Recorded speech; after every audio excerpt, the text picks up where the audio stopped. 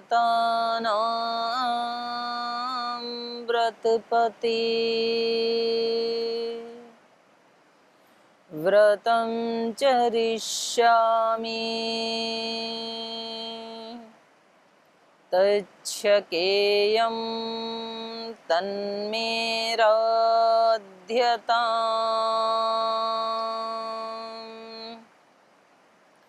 इदमहमनृतात् सत्यमुपैमि ॐ शान्ति शान्ति शान्तिः।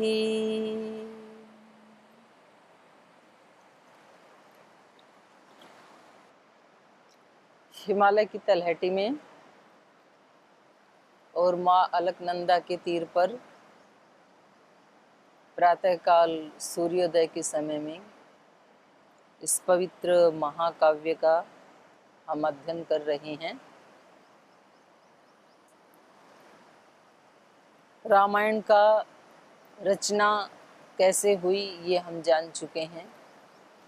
रचना होने के बाद कोई सुयोग्य शिष्य, कोई छात्र जब तक ना मिले तो फिर वो ज्ञान आगे नहीं बढ़ता है।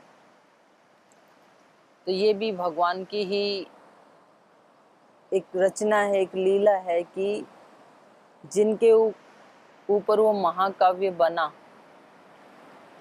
उसको सबसे पहले पढ़ने वाले और फिर पढ़ करके सबसे पहले एक जन समूह तक फैलाने वाले, उसमें भी उन्हीं के ही पुत्रों को निमित्त बनाया भगवान ने।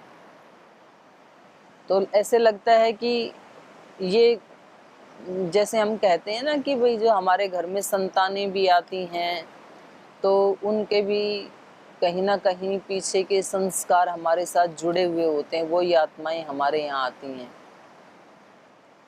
तो श्री राम लक्ष्मण आदि तो साक्षात विष्णु के या शेष के अवतार हैं ऐसे बोला जाता है। वैसे सब हम सभी आत्माएं विष्णु के ही अवतार हैं क्योंकि उसी के अंश हैं सीता माता। लेकिन जो उसको अभिव्यक्त कर लेते हैं तो वो अवतारी पुरुष कहलाते हैं, और जो उस दिव्यता को अभिव्यक्त नहीं कर पाते हैं वो फिर सामान्य पुरुष कहलाते हैं। तो ये अवतारी पुरुष इसलिए हैं सीता माता, लक्ष्मण, भरत जी, श्री राम, योगेश्वर कृष्ण, क्योंकि उन्होंने उस दिव्यता को अभिव्यक्त किया जो कि मनुष्य शरीर में अभिव्यक्त की जा सकती है। और फिर उनके यहाँ ऐसी आत्माएं आई, उन्होंने ऐसी ही आत्माओं का आह्वान किया। ये भी बहुत श्रेष्ठ देवतुल्य हैं दोनों भाई।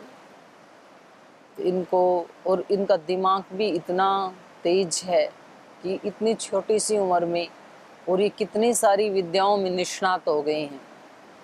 स्वर कितना मधुर है इनका, कंठ कितना मधुर है, लय ताल संगीत वीणा बजाना, और देखने में गंधर्व कुमार जैसे, मतलब सुनकर के भी ऐसे एक कल्पना आंखों के सामने आती है और सुन के भी इतना अच्छा लग रहा है कि जैसे वो साक्षात हमारे सामने ही खड़े हैं। तो ये रामायण को याद करके और जहाँ कहीं ऋषियों की, विद्वानों की, सिद्धों की, संतों की जहाँ जहाँ सभाएं होती थी तो वहाँ वहाँ जा करके वो सुनाते थे। और जब वो सुनाते थे तो इतने तल्लीन हो जाते थे कि सुनने वालों की आंखों से आंसू आने लगते थे। वो ऐसे ऐसे ब्रह्मवेता और आत्मवेता ऋषियों को भी मतलब ये मजबूर कर देते थे कि उनकी आंखों से भी आंसू बहने लगे, इतना तल्लीन होकर के गाते थे। और ये धर्म होता है गायक का या वक्ता का, ये एक विशेष गुण होता है। वक्ता वो होता है कि जिस समय वो जो बोल रहा है तो वो बिल्कुल उसके मन प्राण आत्मा से निकलना चाहिए। माने ऐसा लगना चाहिए कि साक्षात सरस्वती माता इस व्यक्ति को चैनल बना करके बोल रही हैं। और वास्तव में जितने भी शब्द हैं वो सब माँ सरस्वती के ही हैं। कोई बोलने वाले जो व्यक्ति हैं वो तो निमित्त बनते हैं बस, पर जब वो उसकी अनुभूति कर लेते हैं तो फिर वो अपने वाले अहंकार वाला जो अस्तित्व उसको पीछे हटा लेते हैं और फिर उनका जो बोलना है वो साक्षात मतलब भगवती देवी शक्ति के माध्यम से ही होता है। और जब हमारा अहंकार बीच में आड़े आ जाता है तो फिर हम उसमें अपने वाला कचरा मिक्सअप करके फिर हम बोलते हैं, तो उसकी वो दिव्यता चली जाती है। गायक का भी यही धर्म है, क्योंकि काव्य सारा भगवान का ही है, माँ सरस्वती का ही है। तो जब कोई भजन गाते हैं, गीत गाते हैं, कोई काव्य मंत्र पाठ करते हैं, कोई गान करते हैं, तो उस समय भी व्यक्ति को अपने आप को हटा लेना चाहिए बीच में से और उसको यही सोचना चाहिए कि साक्षात सरस्वती माँ ही मेरे माध्यम से गा रही हैं। तो फिर उसमें बहुत एक दिव्यता आ जाती है जब व्यक्ति अपने अहंकार को हटा लेता है। तो लव कुश इसी प्रकार से इसका गायन करते हैं। तो उनको जो सुनने वाले हैं उनको दो बालक दिखाई नहीं देते हैं, उनको साक्षात महर्षि वाल्मीकि जी की तपस्या का टच होता है उसमें, उस काव्य के माध्यम से। और जब वो वीणा बजा करके गाते हैं तो साक्षात माँ सरस्वती की ही वाइब्रेशंस का उनको टच होता है सुनने वालों को। तो इसलिए ऐसे ऐसे ब्रह्मवेता और आत्मवेता ऋषि हैं, वो भी, उनकी भी आंखों से आंसू झरने लगते हैं और वो कहते हैं वाह साधु साधु, कितना सुंदर है, कितना अच्छा गाया है आपने।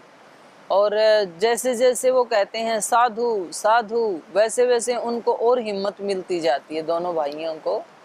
तो वो अपनी विद्या को और ज़्यादा सुंदर बनाते हैं फिर, क्योंकि ऋषियों के आशीर्वाद की जो सकारात्मक स्पंदन जब उनको स्पर्श करते हैं तो उनकी शक्ति और ज़्यादा बढ़ जाती है। और वैसे भी वो वन में रहने वाले हैं तो उनके अंदर कोई अपवित्रता और कोई दूषितता वो तो कभी प्रवेश की नहीं, तो अत्यंत पवित्रता वैसे ही है उनके अंदर। उनके माता पिता भी ऐसे हैं, उनके गुरुदेव भी ऐसे आत्मवेता और ब्रह्मवेता हैं। तो ये निर्माण करने का एक पद्धति है। माने मनुष्य को जो उपनिषदों में कहा ना, मातृमान पितृमान आचार्यवान पुरुषो वेद। पुरुष वास्तव में पौरुष से युक्त वही पुरुष बन सकता है जो मातृमान हो, जो पितृवान मान हो और जो आचार्यमान हो। अब कोई व्यक्ति कह सकता है कि भाई मातृमान पितृमान तो सभी होते हैं, कोई ऐसा संसार में मनुष्य थोड़ी ही है कि जो बिना माँ के पैदा हो गया हो या बिना पिता के पैदा हो गया हो। माता पिता के सहयोग से ही संतानें पैदा होती हैं। तो इसमें कौन सी नई बात है कि वही पुरुष, वही मनुष्य वास्तव में पुरुष कहलाने के योग्य है जो मातृमान है, जो पितृमान है। सामान्य रूप से जन्म सबका एक ही तरीके से होता है, माता पिता के संयोग से ही होता है, लेकिन जिसको ऐसी माता मिल जाए, इसके बारे में शास्त्र ग्रंथों में ऐसे कहा है, माता यस्य पतिव्रता पिता च यस्य धार्मिकः गुरु च यस्य परम योगी तस्य न विचलेत मन। वहाँ पहले एक श्लोक है, पत्रम दृष्ट्वा फलम दृष्ट्वा दृष्ट्वा च कांचनम एकांते यौवनम दृष्ट्वा कस्य न विचलेत मन। कि एकांत में किसी को कोई फल फूल और कहीं सोना चांदी और कोई ऐसी सुंदर स्त्री अगर दिखाई दे जाए तो ऐसा कौन व्यक्ति है कि उसका मन विचलित ना हो। तो इसके उत्तर में कहा है वहां पर, माता यस्य पतिव्रता, जिसकी माँ पतिव्रता है। तो सीता माता पतिव्रता हैं, वो रावण जैसे ऐश्वर्यवान, बलवान, प्रज्ञावान, बुद्धिमान, धनवान, माने एक मनुष्य के पास जितना ऐश्वर्य हो सकता है वो सब उसके पास है, लेकिन ये सब होते हुए भी वो उसको तिनके की तरह से तुच्छ समझती हैं।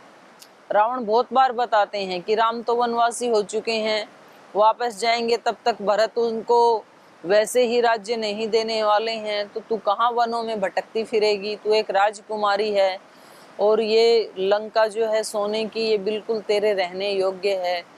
तो तू श्री राम से अपने मन को हटा करके, और मैं तुझे मंदोदरी से भी ऊपर अपनी पटरानी बना करके रखूंगा। लेकिन सीता माता एक तिनका उठा करके कहती है कि नीच, मेरे लिए तो इस तिनके से भी तुच्छ है ये तेरी सोने की लंका। तो वो उसका बहिष्कार कर देती है। तो इसको कहा पातिव्रत्य।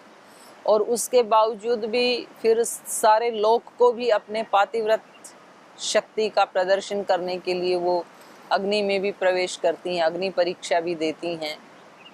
तो माता यस्य पतिव्रता पिता च यस्य धार्मिक, और पिता जिसका साक्षात धर्म का ही अवतार हो, माने परिवार छूटे तो कोई बात नहीं, लेकिन धर्म नहीं छूटना चाहिए।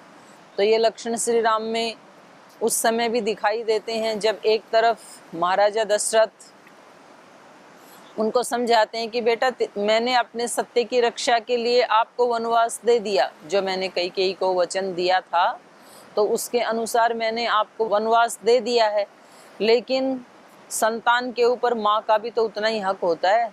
तो अब तुम कौशल्या की आज्ञा से वन में मत जाओ, मेरी आज्ञा से तुमने एक बार वल्कल वस्त्र धारण कर लिए तो वचन पूरा हो गया। अब माता कौशल्या के वचन से आप इनको उतार दो और आप राज्य ग्रहण कर लो, तो अपना राज्य भी ठीक से चलेगा और मेरे वचन का भी पालन हो जाएगा। तो श्री राम वहाँ पे उनसे निवेदन करते हैं कि पिताजी, माँ का भी यही धर्म बनता है इस समय कि जो पति ने निर्णय लिया है उसमें वो उनका सहयोग करे। पति के निर्णय का विरोध करना ये माँ का धर्म भी नहीं है। तो इसलिए आप मोह से मोहित होकर के धर्म को तोड़ने मरोड़ने की कोशिश ना करें। धर्म यही कहता है कि पुत्र होने के नाते मुझे भी आपकी आज्ञा का पालन करना चाहिए, और आपकी पत्नी होने के कारण और पतिव्रता होने के कारण माता कौशल्या को भी वैसा ही मानना चाहिए। तो उस समय वो धर्म को सामने रखते हैं, तो इसलिए कहा धार्मिक है। ऐसे ही जब लोक अपवाद से, क्योंकि राजा लोक का भी उतना ही होता है जितना अपने परिवार का होता है, बल्कि कहीं ना कहीं परिवार से भी ज्यादा अपनी प्रजा को वो पुत्रवत पालन करता है।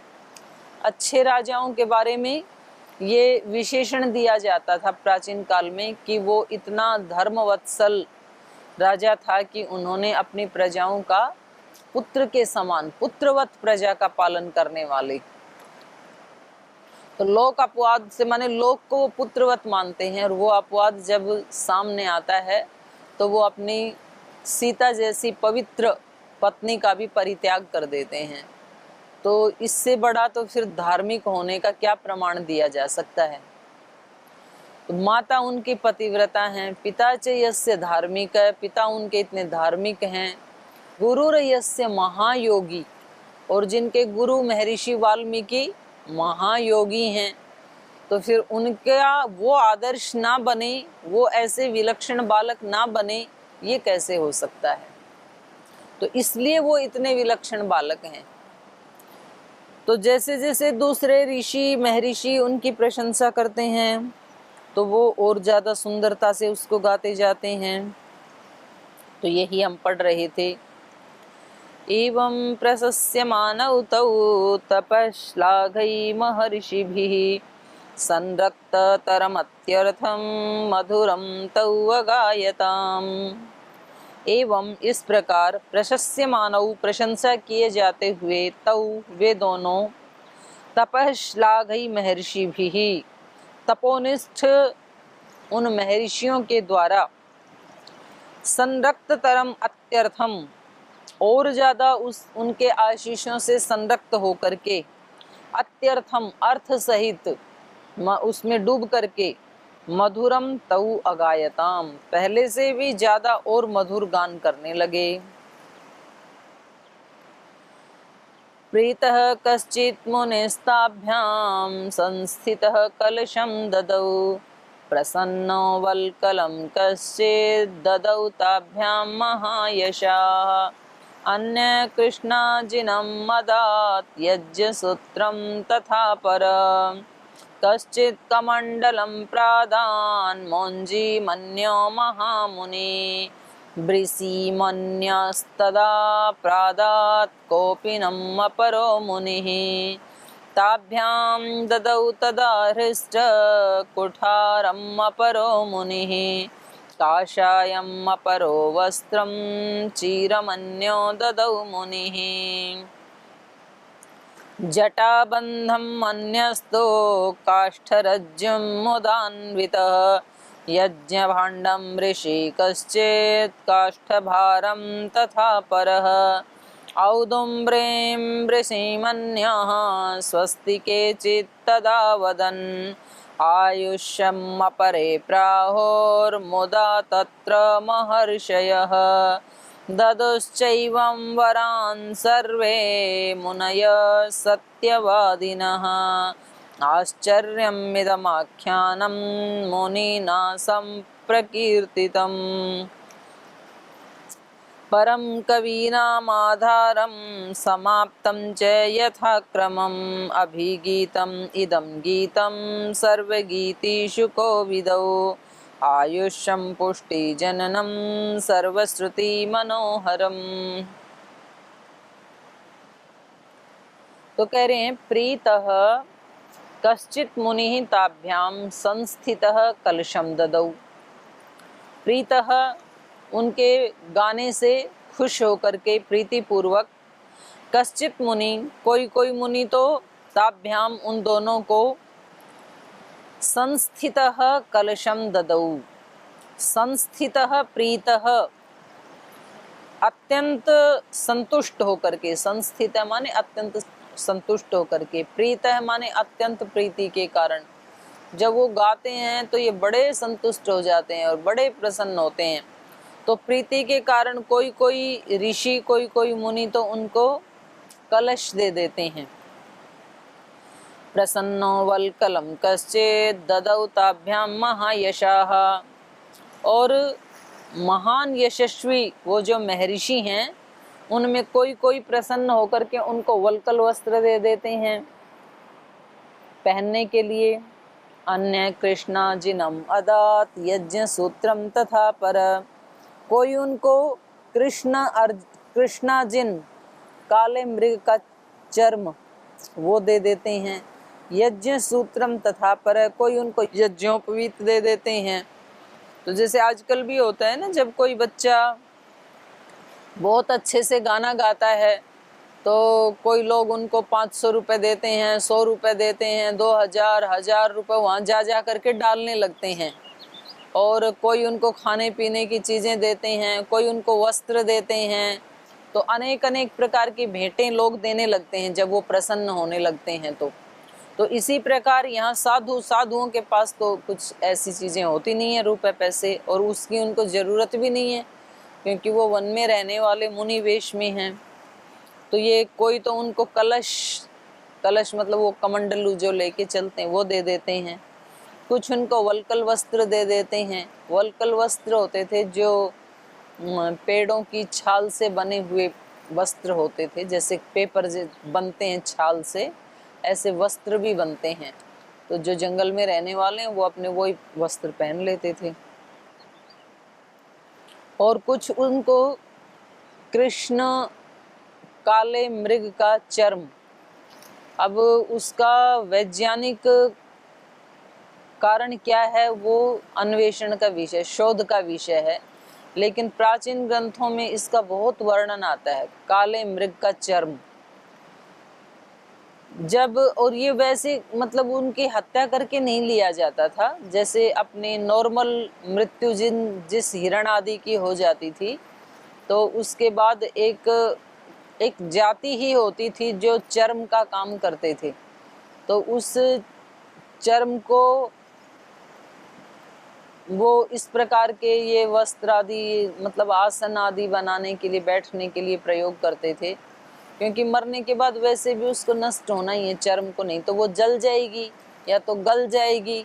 तो इसलिए उसका प्रयोग कर लिया जाता था। तो ऐसे लगता है कि जो महर्षि पाणिनि ने योग दर्शन में आसन की परिभाषा की है, स्थिरम सुखम आसनम, जिसमें हम स्थिरता पूर्वक बैठ सकें, सुख पूर्वक बैठ सकें, तो वो आसन है। तो हमें इस प्रकार के उस पे बैठना चाहिए, मतलब जो बहुत कठोर भी ना हो, बहुत मुलायम भी ना हो। मुलायम होगा तो फिर उसमें आलस्य प्रमाद आने के चांसेस हैं।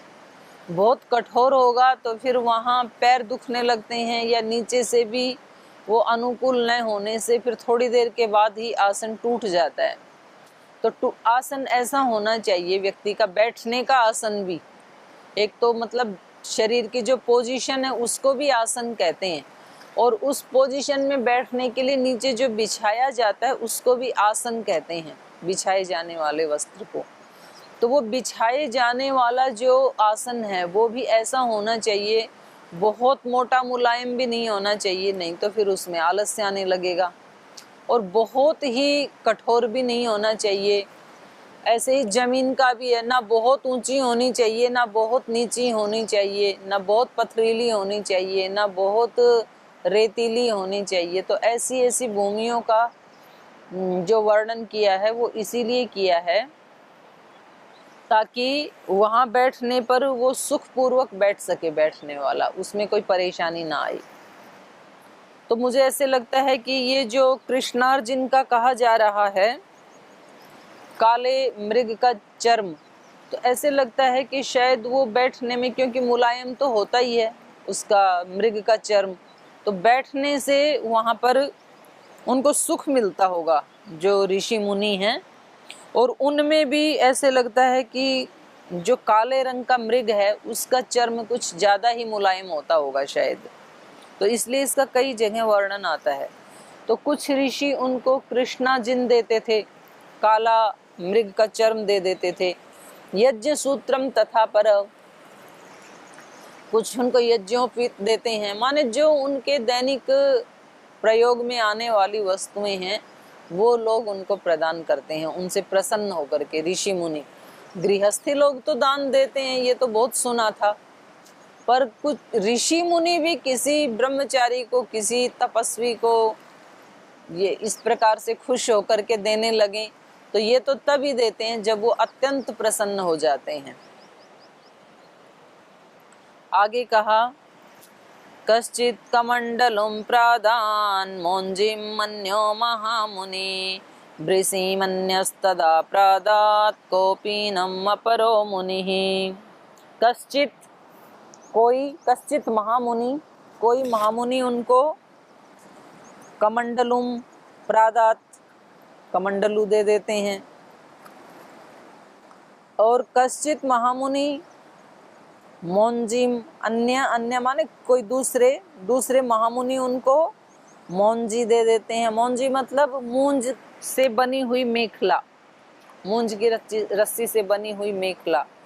तो मेखला धारण करने का विधान जो है वो ब्रह्मचारी के लिए शास्त्र में बताया गया है। तो मेखला का मतलब होता है, पहला तो उसका प्रयोजन ये है कि उसको बांध के रखेंगे तो कमर पेट मोटा नहीं होगा। जैसे हम देखते हैं ना हाथ आदि में भी कभी हम कुछ बांध के रखते हैं, कोई कपड़ा या कोई बैंडेज, कोई रिबन, कोई रबर आदि, तो थोड़े दिन में वो उंगली पतली होने लग जाती है। तो वो कमर को कस के रखते थे ताकि एक सीमा के बाहर ना जाए पेट, एक कारण है। दूसरा कहते हैं कमर कसना, तो ये प्रतीक है हमेशा तत्पर रहना। ब्रह्मचारी को आलस से प्रमाद करने का कोई हक नहीं है, क्योंकि यदि इस देश का सन्यासी, ब्रह्मचारी, सैनिक और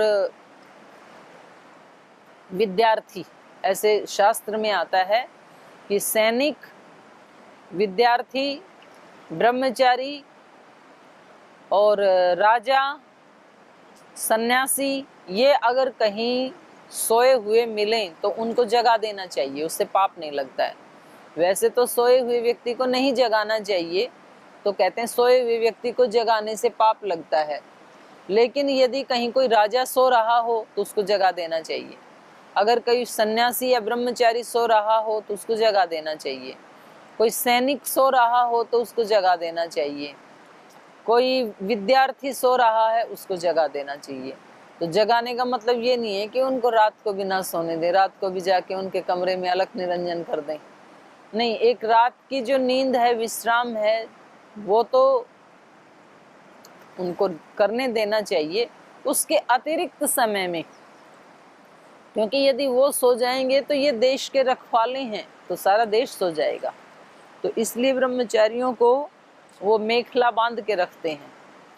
कमर कसना मुहावरा है ना हिंदी में, कमर कसना मतलब तैयार हो जाना। भाई अब रणभेरी बज गई है, सैनिकों कमर कस लो। कमर कस लो माने अलर्ट हो जाओ, तैयार हो जाओ। तो यहाँ ब्रह्मचारियों को भी हमेशा अलर्ट रहना होता था। ऐसा सैनिक का और शिष्य का, सैनिक और शिष्य दोनों एक ही धातु से बनते हैं, तो सैनिक को शिष्य जैसा होना चाहिए। तो सैनिक तो आज भी शिष्य जैसे ही होते हैं। शिष्य का मतलब है शिष्य को कोई प्रश्न पूछने का हक नहीं है कि क्यों। ऐसे ही सैनिक को कुछ पूछने का हक नहीं होता है। अगर बॉस ने कहा रात को सोते सोते कि चलो उठो और ये फला फला बटालियन वहां पर पहुंच जाए, तो वो कहते हैं यस सर। वही उनको ये पूछने की इजाजत नहीं है कि जी क्यों जाएं, वहाँ क्या हो रहा है, ऐसे नहीं पूछने का हक है उनको। ऐसे ही गुरुकुल में गुरुजी कहें अपने शिष्यों को कि अब तुम ये करो, तो शिष्यों को ये पूछने का हक नहीं है कि क्यों, हम ऐसा क्यों करें। उनको हमेशा यस बोलना है, यही उनका धर्म है। उनको हाँ ही बोलना है, क्योंकि एक बार गुरु को समर्पित हो चुके हैं। तो एक बार ये फैसला हो गया है कि गुरु महाज्ञानी है, मेरे से ज़्यादा जानते हैं और उन्होंने मेरे को अंगीकार कर लिया है, इसलिए अब वो जो भी कहेंगे उसमें ज़रूर मेरा हित ही होगा, चाहे मेरे को समझ में आए या मेरे को समझ में ना आए। तो कई बार समझ में नहीं आता है। तो यहाँ बात उन्हीं गुरुओं की हो रही है जो ब्रह्मवेता और आत्मवेता गुरु हैं, क्योंकि ऐसे जो उन्होंने पहले ही सब कुछ पा लिया है, तो अब उनको कुछ और पाना तो शेष है नहीं कि वो इनसे कोई छल कपट करेंगे या इनसे कुछ लेना चाहेंगे। ऐसा तो उनका कोई प्रयोजन है नहीं। वो तो पहले ही पूर्ण तृप्त हैं, वो तो देने के लिए बैठे हुए हैं। तो ऐसे गुरु की शरण में जाने के बाद फिर व्यक्ति का मन चुप हो जाता है, बंद हो जाता है। फिर वो करिष्ये वचनम तव, अर्जुन वाली स्थिति में होता है। लेकिन ऐसे गुरु ना मिलें तब क्या करें? तब तो फिर ये शास्त्री हमारे गुरु हैं। क्योंकि अगर गुरु भी हमारे जैसी ही स्थिति में है, गुरु को भी अभी राग द्वेष है, तो पता नहीं, हो सकता है कभी उससे गलत निर्णय भी हो जाए। क्योंकि कुछ लोग इन शब्दों का फिर दुरुपयोग करते हैं कि जी ऐसे कहा है शास्त्र में कि शिष्य को कभी भी मना करने का हक नहीं है। तो फिर कई बार गुरु इस तरह की भी आज्ञा दे देते हैं कि जो अपने लिए भी हितकारी नहीं होती है, समाज के लिए भी हितकारी नहीं होती है। और जो बेचारे भोले भाले जो शिष्य होते हैं, वो इन शब्दों, उनको ये शब्द सुना करके और फिर उनका शोषण किया जाता है, उनके साथ ब्लैकमेलिंग की जाती है कि देखो ऐसे कहा है शास्त्र में और तुम तो कितने कुलीन शिष्य हो, तो तुम तो मना कर ही नहीं सकते हो, गुरु आज्ञा तो सर्वोपरि होती है, गुरु तो भगवान होते हैं। ऐसा कह करके फिर वो बेचारे मान जाते हैं, क्योंकि वो बहुत सीधे साधे होते हैं। और फिर कई बार उसका अन्यथा परिणाम भी आ जाता है।